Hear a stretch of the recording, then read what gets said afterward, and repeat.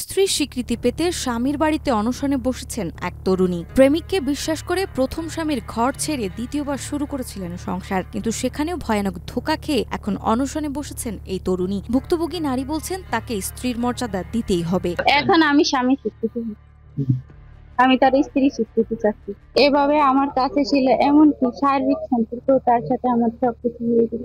২ March ভোলার মুজিবনগর ইউনিয়নের বাসিন্দা রোজিনা বেগম নামের এই তরুণী ছুটে যান উপজেলার ৬ নম্বর ওয়ার্ডের বাসিন্দা সাইফুল্লাহ মনসুরের বাড়িতে। রোজিনা বেগম জানান, সাইফুল্লাহ মনসুর তার দূর সম্পর্কের ফুফাতো ভাই। ৩ বছর আগে তাদের মধ্যে প্রেমের সম্পর্ক গড়ে ওঠে। পরিবারের অজান্তেই তারা পালিয়ে বিয়ে করেন। তবে এই ঘটনার অন্তরালে রয়েছে আরেক ঘটনা। পারিবারিক পছন্দে বিয়ে হয় রোজিনার, কিন্তু সেখানেও সংসার করতে দেয়নি সাইফুল্লাহ। সে সংসার থেকে তাকে বের করে নিয়ে আসেন তিনি।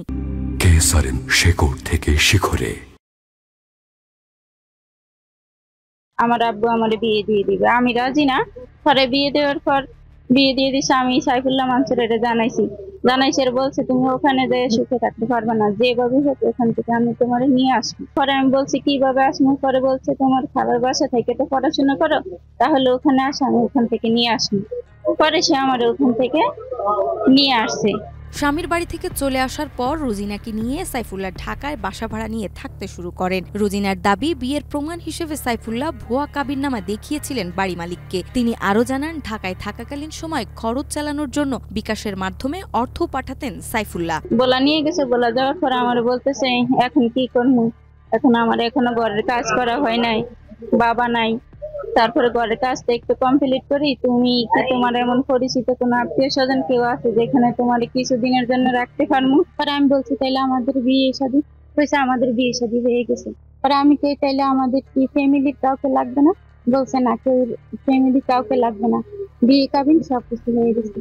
পরে আমার আলাদা বাসা নিয়ে দিচ্ছে। পরে আমি 2জন লোক নিয়ে রুম ভাড়া নিয়ে থাকি। সে মাঝে মধ্যে যাইতো রুমের যাইতো, যায়া সন্ধ্যে যাইতো, রাত থেকে সকালে আসা করতো, আর সব খরচপাতি আমার বহন করতো।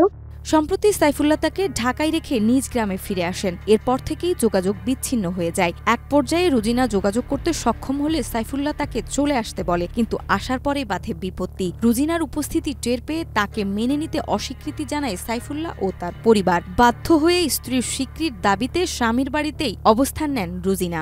এখন বলছে যে তুমি আমাদের বাসায় এসে পড়ো। পরে আমি এসে পড়ছি।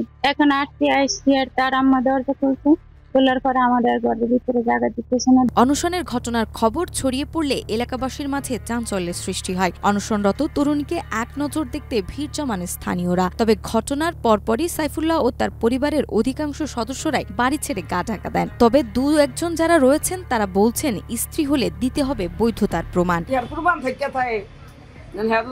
সাথে বিয়ে হয়েছে, আসা যাওয়া করছে, কবে আসা যাওয়া করছে, কুরবান থাকে। বাস্তব যদি সত্য হয়ে থাকে তো ঠিকই ঘরে উড়ে, যদি বাস্তব না জরিমানা করবো কে? এটা কি? পরিবার ও আইনি সহযোগিতার মাধ্যমে এই চাঞ্চল্যকর ঘটনার সুষ্ঠু সমাধান হোক, এমনটাই প্রত্যাশা সকলের।